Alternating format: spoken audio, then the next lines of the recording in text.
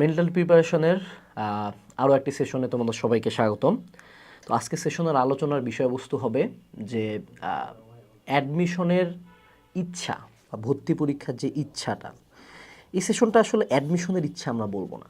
ইচ্ছাটাকে আমরা অনেকভাবে প্রকাশ করতে পারি। ভালো রেজাল্ট করার ইচ্ছা, এইচএসসিতে জিপিএ 5 পাওয়ার ইচ্ছা, চাকরির পরীক্ষায় ভালো করার ইচ্ছা, বা যে কোনো অ্যাকাডেমিক গোল ফিল আপ করার যে ইচ্ছাটা, সেই ইচ্ছা নিয়ে কথা হবে।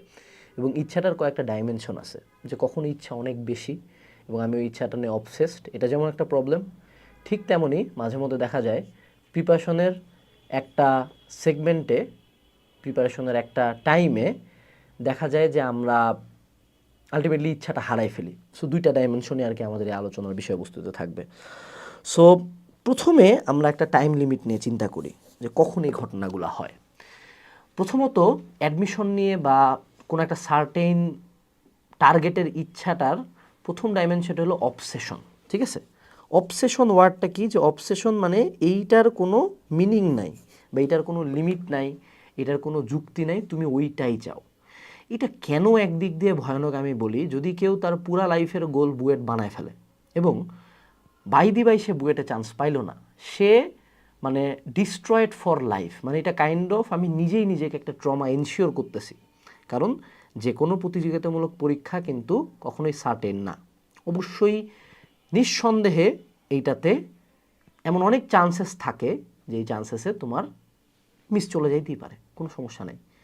তো অবসেশন জিনিসটা আমি যতই তোমাদেরকে প্রমোট করি, যখন আমরা মেন্টাল প্রিপারেশন নিয়ে কথা বলবো, এটাকে অবসেশন পর্যায়ে রাখা যাবে না। অর্থাৎ তুমি যদি একটা কার্ভ আর্ট করো, কার্ভটা যদি এমন হয়, তিনটা স্টেট আছে, ঠিক আছে? প্রথমটা হলো অবসেশন, দ্বিতীয়টা হলো আল্লাহ যদি দেয় পাবো, তৃতীয়টা হলো একেবারে ইচ্ছা নাই। সো তোমাকে অলওয়েজ দুই নাম্বার স্টেটটাতে থাকতে হবে। এটা হলো হাই এনার্জি স্টেট, ঠিক আছে? হাই এনার্জি স্টেটে কেমনে আসবা? অবসেশন থেকে প্রথমত বের হইতে হবে। এই বের হওয়াটা অন্য কেউ বের করতে পারবে না, তুমি বের হবা। অবসেশন থেকে বের হওয়ার মূল যে বিষয়টা মাথায় রাখতে হয়, সেটা হলো নিজেকে একটা জিনিস বুঝাইতে হবে যে লাইফে কোনো কিছু কনফার্ম না।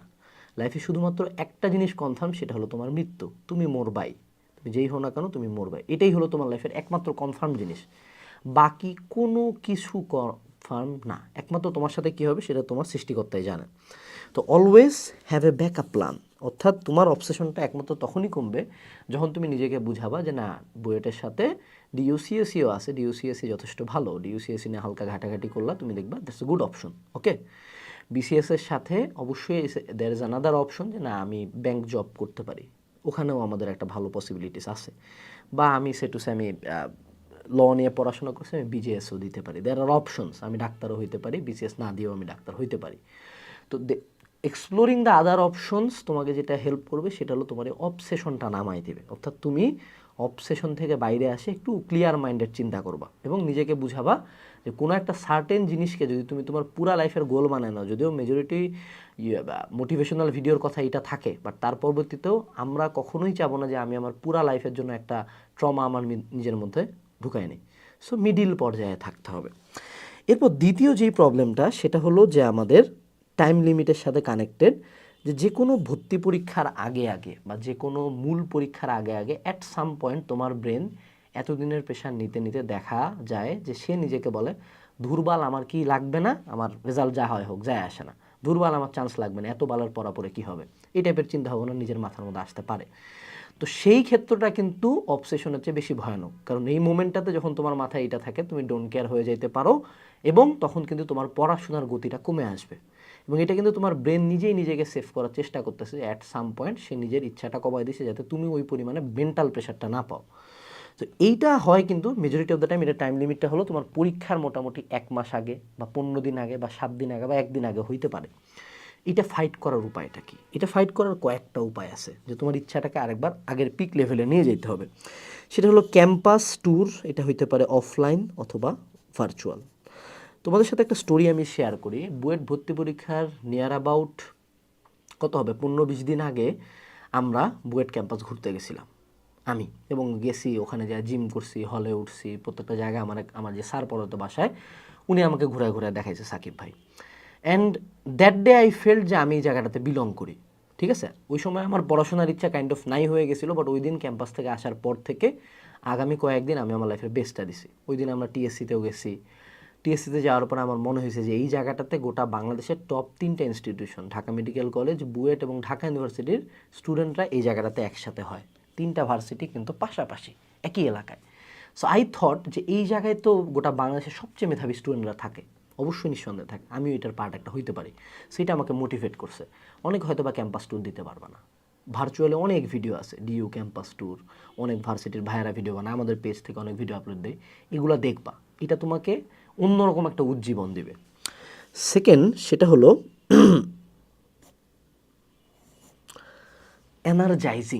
এনার্জাইজিং ব্যাপারটা কি? সেটা হলো এনার্জাইজিং করা যায় কয়েকভাবে। প্রথমত, তোমাকে কেন চান্স পাইতে হবে সেটার অ্যাসপেক্ট নিয়ে চিন্তা করতে হবে। তুমি যদি তোমার লাইফে কখনো গিভ আপ করতে চাও, অলওয়েজ বলা হয় যে তুমি এটা নিয়ে চিন্তা করো কেন তুমি স্টার্ট করছিলা, রিমেম্বার হোয়াই ইউ স্টার্টেড। তো ওই সময় স্টার্ট করার কয়েকটা গল্প থাকে। এক হলো রিভেঞ্জ, যে তুমি কাউকে দেখাই দিতে চাও তুমি কত বড় যোগ্যতা সম্পন্ন, কারণ তুমি তোমার লাইফে অলওয়েজ বেস্ট কিছু পাইতে চাচ্ছিলা, মানুষজন তোমাকে অলওয়েজ ছোটো করছে, অপমান করছে। So revenge can be a good motivation. এই জন্য আমার সাথে খারাপ কিছু হইলে এটা আমি আমার মাথার মধ্যে বসাইনি, যাতে টাইম মতো এটাকে আমি ক্লিকে ইউজ করতে পারি। দ্বিতীয় যেটা, সেটা হলো আমার ক্ষেত্রে অনেক বেশি কাজ করছিল, সেটা হলো প্যারেন্টস। যে তোমার মা বাবা কিন্তু তোমার জন্য কতটা স্যাক্রিফাইস করে। 1-2টা রেয়ার কেসের বাপ মা বাদে 90% বাপ মা তার পুরা লাইফের গোলই থাকে যে আমার সন্তানটাকে একটা ভালো জায়গায় নিয়ে যাওয়া। And at some point when you become a parent yourself, তুমি এই সেম কাজটাই করবা। তো আমি নিজেকে বুঝাইতাম যে আমার বাবা মা আমার জন্য কতটা স্যাক্রিফাইস করছে। ওই সময় আমার বাবা তার সবচেয়ে দামি জমিগুলোর একটা পুরাটা বিক্রি করে দিয়ে আমার ভর্তি পরীক্ষার জন্য টাকা দিয়েছিল, কারণ আমার বাবা তো বিশ্ববিদ্যালয়ের প্রফেসর, তার স্যালারি লিমিটেড ছিল। ঠিক আছে? সো ওই সময় ইনস্ট্যান্টলি অনেক বড় একটা ক্যাশ অ্যামাউন্ট লাগতেছিল, যেটা আমার বাবা জমি বিক্রি করে হলেও ম্যানেজ করে দিছে। তো এই জিনিসটা প্লাস আমার মা বারবার ঢাকা আসা দেখা সব কিছু মিলে নিজেকে বুঝাইছিলাম যে এই দুইটা মানুষ আমার জন্য লাইফে এত কিছু করছে, নটরডেমে চান্স পায়নি, তাদের জন্য এটার জন্য তাদের সম্মান অনেক ছোট হয়েছে। তা আমি এইবার তাদেরকে সম্মানিত করতে চাই, তাদের এই পরিশ্রমটার দাম দিতে চাই। আলহামদুলিল্লাহ এটা আমার জন্য অনেক কাজ করছে। সেকেন্ড যে অ্যাসপেক্টটা, সেটা হলো এক্সপেকটেশন। আমার উপর পুরা দিনাজপুর তাকায় ছিল। গোটা দিনাজপুরের হিস্ট্রিতে মনে হয় কৌশিক রায় ভদ্র বুয়েট ফার্স্টের পরে সেকেন্ড একটা মানুষ যাচ্ছে যে এত ভালো রেজাল্ট করছে। প্রত্যেকটা মানুষের ইচ্ছা ছিল either they want me to fail, যে তারা দেখবে আনাস কিছু করতে পারে নাই, অথবা তারা দেখবে আনাস অনেক ভালো কিছু করছে। প্লাস প্রত্যেকটা টিচারের আমার প্রতি এক্সপেকটেশন ছিল যে তারা যে ভালো পড়ায়, তারা যে আমার পেছনে পরিশ্রম দিছে, এইটা আমি বজায় রাখবো, অর্থাৎ আনাস খুব ভালো করবে। এই জিনিসটা, এক্সপেকটেশনের প্রেশার যেমন খারাপ ঠিক তেমনই ভালো, বাট একটা সার্টেন হেলদি অ্যামাউন্ট অফ এক্সপেকটেশনের প্রেশার তোমাকে নিতে হবে।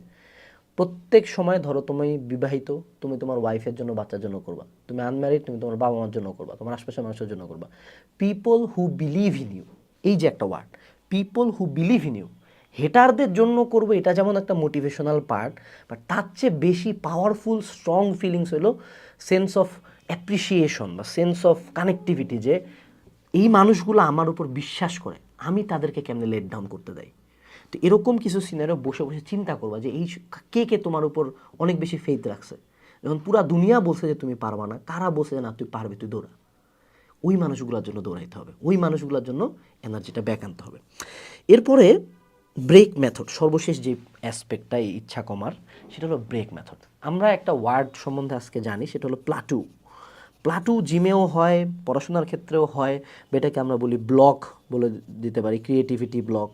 যে তোমার ব্রেন সিম্পলি, এটা কোনো মাসেল না, but it works like a muscle.